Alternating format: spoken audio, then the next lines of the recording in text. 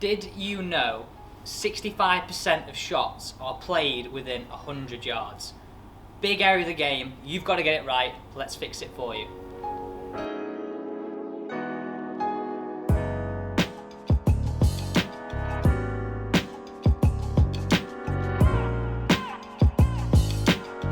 Hello and welcome back to Pitch TV. I'm Adam Wells, I'm here with Gary Monroe and today's guest Alex Elliott, and we're going to show you the importance of pitching and controlling your distances.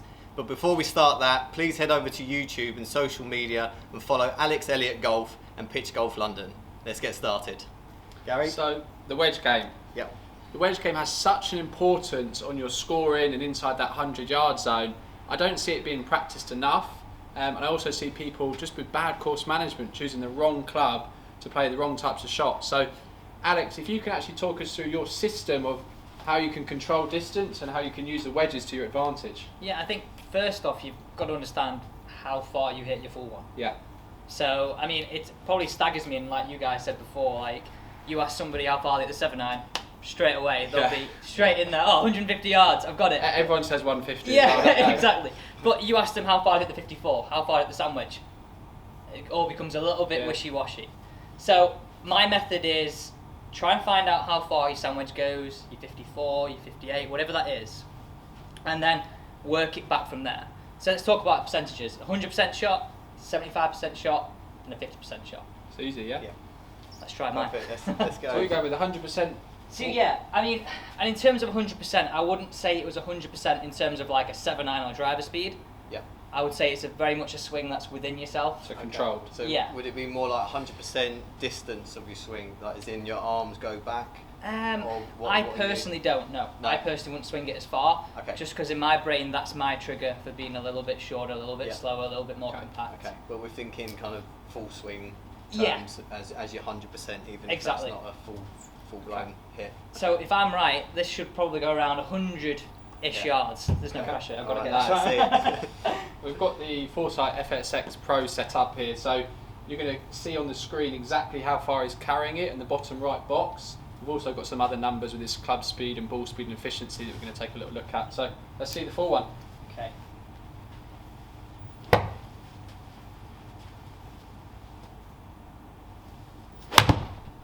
Good strike. 92.6. Perfect. A little bit shorter than what I would probably think for me, but it's first shot of the day, that. Yeah, first shot, not had your full warm up just yet, have you? So. Okay, so you've got your baseline. That's your full 100% swing. How are you gonna? First of all, you said 75%. That's great. Is that through a tempo feeling? Is that through a swing length? How are you going to manage that? A little bit of, well, I don't know how you guys work on this, but I sort of have a baseline of where I know my positions are. So, for example, the full one would be a little bit just past my shoulder height. Yeah. 75%, I'd associate that with like my hands at my shoulder. Okay. Yeah. And then I would go 50% of sort of like this 9 o'clock position. Good. I always sort of reference my glove hand.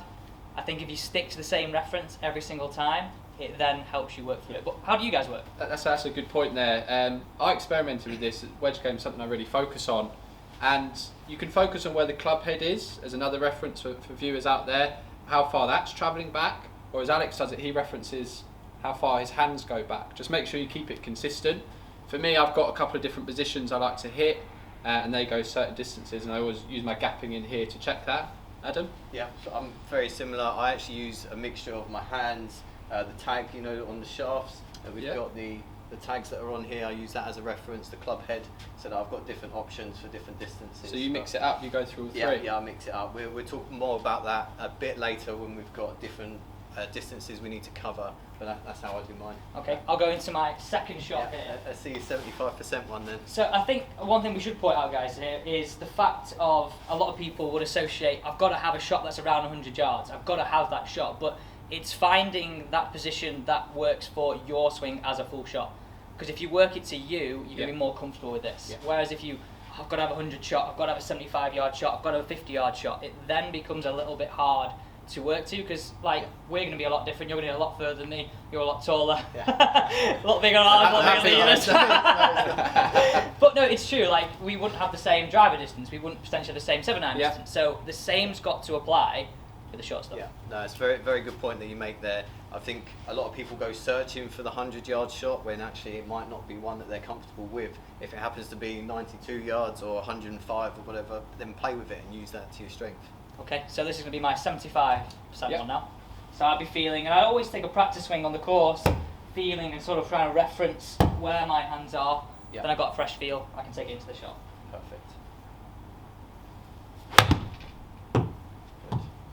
Nice. Good. So 71 that one. 71.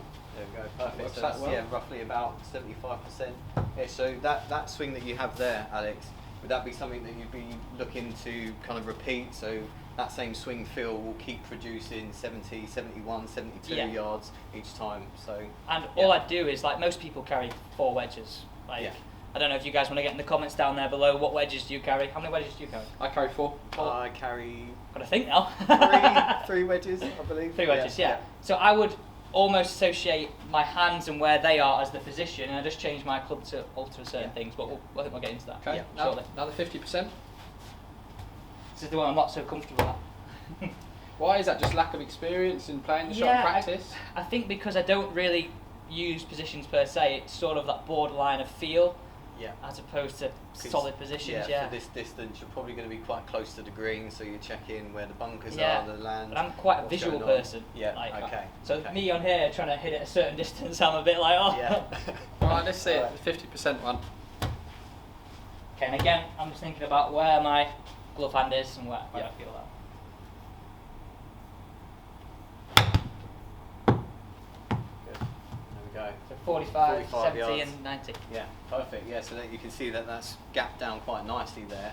So from what, 92, 71, 45. So Alex there will have a baseline of what? Is that your 54 degree? Yeah, that's my 54. Yeah, so he'll know if he repeats those 3 swings, these are the numbers that are going to come out each time. Which leads me on to the point of how important it is to know your numbers. Here at Pitch, we've got the GC2 HMT and the GC Hawk that give us all this information. You can stand there practicing all day, hitting your 54s, knowing your distances, and it will give you a chart, it will give you an average of how far it's going, so it's very, very valuable information to take to the golf course. Don't you guys email them out as well? So Yeah, so yeah, people get exactly. to- We email that, email them out to members after lessons. I sneakily email myself them so that I've got them on my phone when I'm on the golf course. I'm sure Gary does that too. Yeah, it's brilliant, but you've got to know and you've got to put the work in to get these numbers. Yeah, you know, you said there about having it on your phone. Like, I think just looking at, well, okay, I think people might think, oh, it's almost cheating. I can't have these yardages on my phone. I can't have them in it.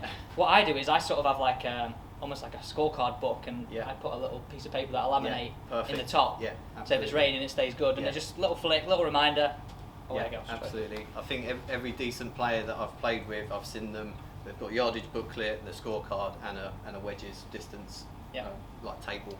So that's great that you've shown us, as you know, your 3 different positions to create that. Before we get into the sticky in between clubs, any drills or anything that you'd like to Yeah. see technique wise? So I can grab some alignment sticks here. So I sort of, if you watch my channel, I use alignment sticks all the time. They're great. It's terrible, really. So I always have sort of this little setup on the floor here. So I have like where almost the feet line, which runs parallel to my ball to target line. Yep. And then I would put another one down here, and that's, I mean, without getting too complicated, it's about a 20-degree angle. Okay. So I like to stand there and feel as though, as I'm addressing the golf ball, I've got my lower half down the blue, and my upper half sort of matching the yellow.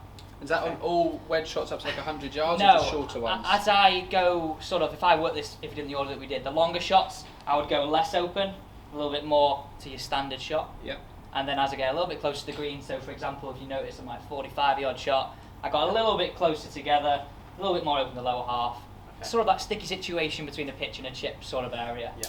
And do you do that for weight distribution? Do you do it because it actually helps you rotate because it's such a smaller motion? Yeah, Why do you do exactly. Like, if you think about it this way, and this is sort of the boundary of pitching and chipping, I guess. Like, if you wanted to throw something and you wanted to throw it down toward the target, as a human being, we'd want to stand sort of quite open Yeah. to it. We wouldn't stand here and Yeah. try and get this way. That's not the motion you Yeah, really want. in because your golf we're swing at all. looking, our eyes are made to look at things this way. This is why when we're stood over a putt sometimes as well, everything looks a little bit different. Yeah. So using that to our advantage, we can stand a little bit open and move through it. Okay, that's a good drill. So then, that's great when you've got those, you get on the course and you land on those great numbers where you've got 50, 75, 100% swing. How do you manage those in-between yardages? Do you use somebody that likes to change club, change how you grip the up and down the shaft? That's me. Yeah? I do a bit of both. Change club and change position of where I've got my hand. So if you came to me for a pitching lesson, that you guys are probably similar to this, I would always encourage people to grip it roughly in the middle. So an even grip top to bottom. Yeah. So I've got a little bit of movement either way. So say for example, this shot here I had 45. If I had 40 yardage, you don't feel like you're stuck to that number. I can take 5 off roughly. Yeah. By going down the club? Yeah, going down the club. How much are they actually going down for So your I'd 5 say yard increments? a quarter of an inch, an inch. Yeah. I mean, and it will depend on you. You've got to get your baseline figures and work this off. Yeah. It's not an exact science, and what I always think of these numbers that I put in my book, I call them penciled in, because you can rub them out, you can change them, they can move. Yeah. And as your kind of game progresses over the season, like you probably watch this at the start of the season, towards the end of the season, getting more into it, you might find these might go up by 2, 3, 5 yards. Yeah, they will, especially from like the wet conditions, dry conditions. Hate wet summer. conditions, don't talk to me. Yeah, it will all change. It will change throughout the season, so you will need to top that up throughout. Yeah, that's a good thing maybe to come in, when you come in here to practice it monthly, just do a gapping report to see it. When your technique gets better. Yeah, that's a good way actually. Yeah, perfect. See Dustin Johnson do that a lot, don't we? Yeah, I mean, I watched a video on his, it was a joke, he was like, how many hole-in-ones have you had? Oh, the only ones that I count are like 9 because I'm on the PGA Tour. I'm like, 9? No, that's 0 for me. What about you, Adam? Yeah, on the PGA Tour, 0. So, okay. Well, thank you very much for showing us that. That's brilliant. thanks guys, thanks for having me on.